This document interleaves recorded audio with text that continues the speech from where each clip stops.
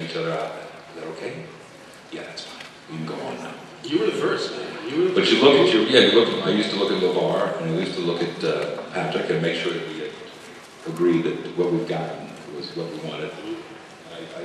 I now I trust my own instincts more, but in the beginning, we were all mishpucha. We were in this together. You've probably taken the rules of acting along with you on your journey as a director, have you not? The rules of acting? First rule of acting? Live in the moment. Live in the moment. Second rule of acting? Remember your lines. Third rule of acting? Don't bump into the furniture. Don't bump into the furniture. It's gonna work, yeah. Make sure your shoes fit. How about for you? What lessons from Star Trek for you guys have you taken and applied in other, maybe unexpected avenues of, other experiences that you've had? Star Trek was such an ensemble show, and I was a kid when I worked on Star Trek, and because I was a kid, I had the limitations that kids have. No car. Until I got my better than Patrick Stewart's Honda Prelude SI4WS, you mean? That's what I'm thinking. I wasn't really able to fully appreciate the experience that I had, because I was sort of struggling with, being a teenager and feeling like I could relate to all of these guys professionally, but not on the personal level that I so desperately wanted to. I just felt like I wasn't cool enough and I wasn't smart enough, and I cherished those times when we got to do scenes together that I felt were well written, and scenes where I got to do more than, hey guys, look, if you push the red button on the repulsor beam, it's going to emit an inverse neutrino pulse into the Hartley anomaly, and then we're going to send nanites off to a tachyon farm.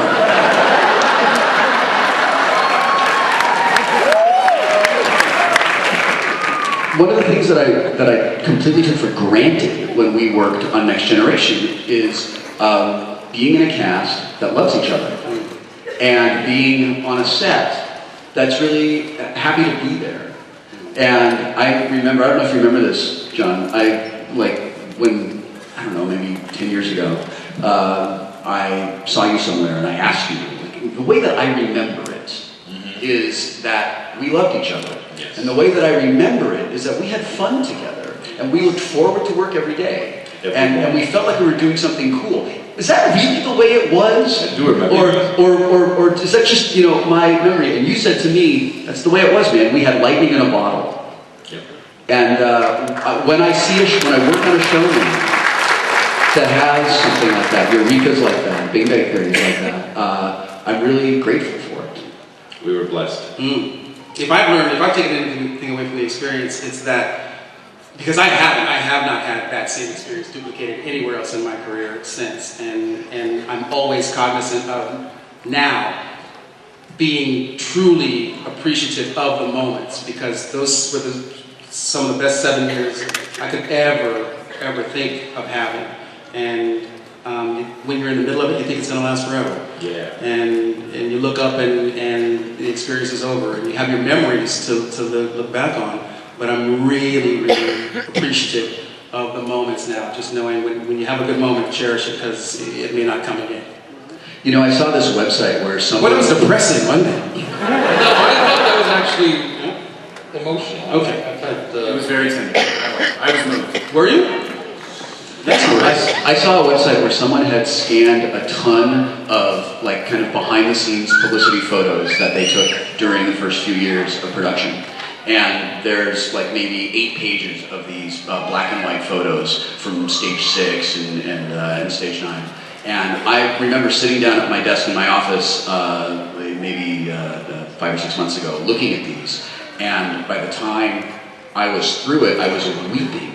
Because these moments, it's different from watching the show. When I watch the show now, I remember the stuff that went on when we made it, and I remember what that episode was about, and what that guest star was like, and things like that. But these were our private moments. These were us between scenes, and I can see just you guys looking at each other, and I'm not in a lot of these pictures, but the ones that I am, I clearly remember. Well, because I go to school and stuff. I just didn't get to be there that much. He didn't like you all that much. I know. I know. I was throwing off the cool curve all over the place, and I feel bad about it. No, that's not true. You know how we feel about you. But getting to look at that stuff and see that all again, it was this view back into that amazing time that I just don't get to take that often. So, what moments that might leap to mind back in those lightning in the bottle years that maybe at the time you didn't appreciate that moment, maybe at the time it was a little difficult, but now you look back and you have a fond memory of that struggle or that obstacle? Anytime Jonathan took the microphone, the imaginary microphone to sing Volare was always a good moment. Best moments ever. Are you a crooner, sir? I've been...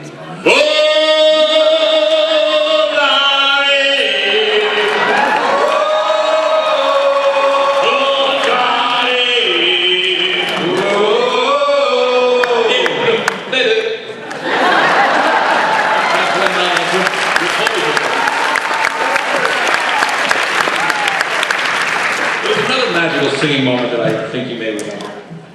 When Denise Crosby used to play Lieutenant Natasha Pukiyar, made the spectacular career choice to leave the show. Gene Roddenberry wrote a beautiful episode in which she died and we mourned her death, and it was art imitating life because we didn't want Denise to leave because she was a member of the same family that Wil and LeVar just referred to. And we were very sad as characters, and we were very sad as people. And Patrick came through the holodeck door onto the grassy knoll in which she was being buried, if you recall, and sang, "The hill!"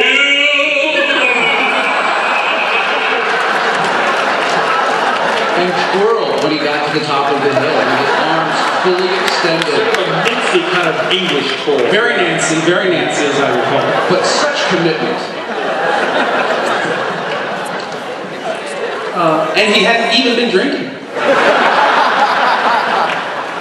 Going back to, you mentioned some guest stars and what guest stars were like. Do any guest stars strike you? And I don't want you to get yourself in trouble by revealing who was a complete jerk that you might have to work with. Fleetwood was a Fish from Fleetwood Mac.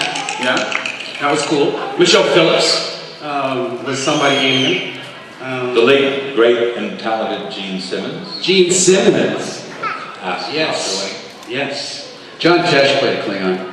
True. Tish played Tesh played a Klingon? Yeah. Both Madge Sinclair, the woman who played Kunta's wife in Roots, played my mother, and the fabulously talented Ben Vereen played my father in Star Trek. Those were great moments.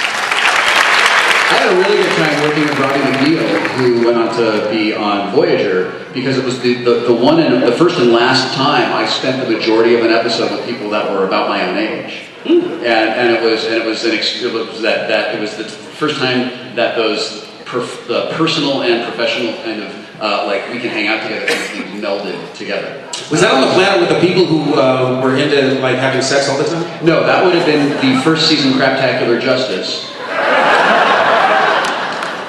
Where they clothed the entire planet in 16 yards of fabric. That's the episode. Listen, this is a wonderful story. This is an episode where Picard violates the Prime Directive by bringing the leader of the planet back to his quarters to show her God, because God is outside the ship, and it's a wonderful homage to the original series, because every time Captain Kirk would bring a girl back to the ship, he would show her God.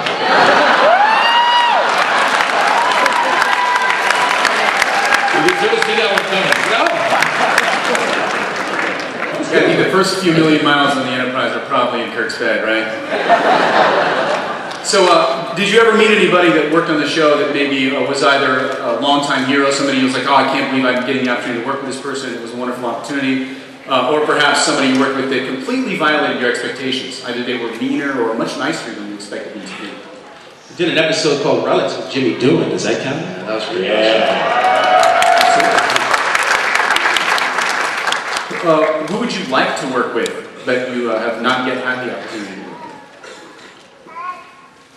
On Star Trek? No, any project. I'd like to work with the guy that built the time machine that let us go back to work on Star Trek. That's the guy. Yeah, let's talk to him. Yeah. How cool was it when Stephen Hawking was on the show? That was cool.